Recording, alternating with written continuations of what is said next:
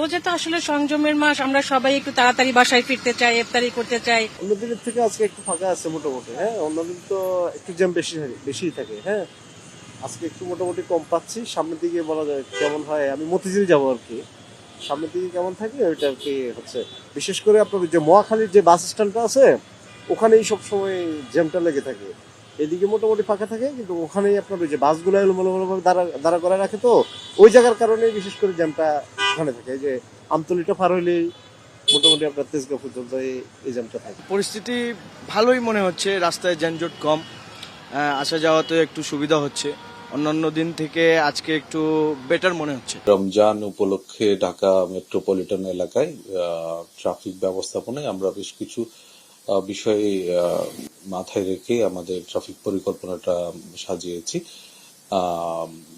ধর্মপ্রাণ মুসল্লিগণ পবিত্র রোজা পালন শেষে যেন তাদের পরিবারের সাথে ইফতার শরীক হতে পারেন, সে লক্ষ্যে যেন তারা যথাসময়ে বাসায় পৌঁছাতে পারেন।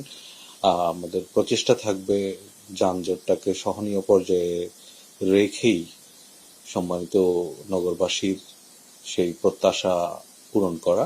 সে লক্ষ্যে আমাদের পুলিশ সদস্যরা সকাল থেকে সন্ধ্যা পর্যন্ত প্রাণান্তকর চেষ্টা চালিয়ে যাচ্ছেন। এবারও তার ব্যতিক্রম হচ্ছে না।